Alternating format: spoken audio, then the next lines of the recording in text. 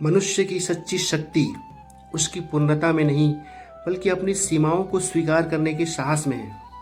जो अपनी कमियों से भागता है वह जीवन भर अशांत रहता है, लेकिन जो उन्हें अपनाकर निरंतर स्वयं को बेहतर बनाने का प्रयास करता है वही वास्तविक सफलता और शांति प्राप्त करता है।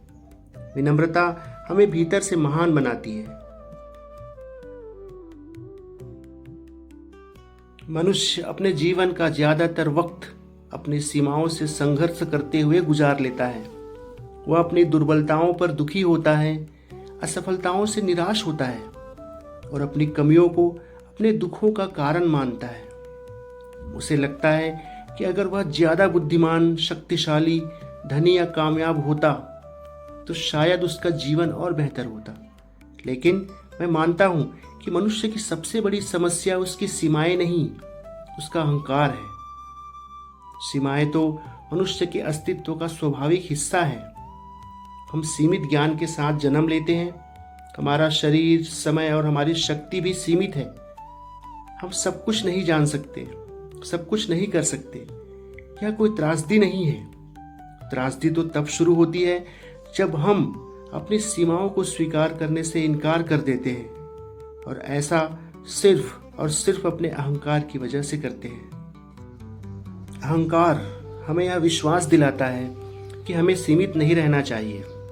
वह हमारे कान में फुसफुसाता है कि हम दूसरों से ज्यादा बेहतर, महत्वपूर्ण व योग्य हैं। वह हमें वास्तविकता से नहीं, बल्कि अपने बारे में एक कल्पना से प्रेम करना सिखा देता है।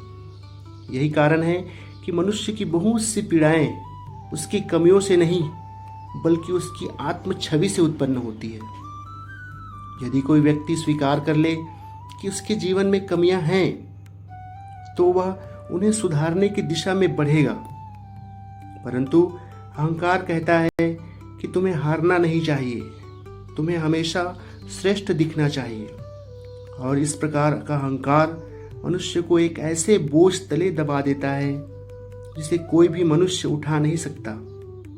यह संसार सीमित प्राणियों का संसार है। फिर भी हम अपने लिए ऐसी अपेक्षाएं बना लेते हैं जैसे हमें पूर्ण होना ही चाहिए, और हकीकत जब उन अपेक्षाओं को तोड़ती है तो हम दुखी हो जाते हैं।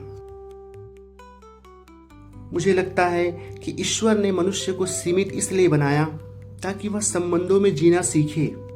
ईश्वर के साथ भी और मनुष्यों के साथ भी हमें प्रेम, दोस्ती और मार्गदर्शन की भी जरूरत है।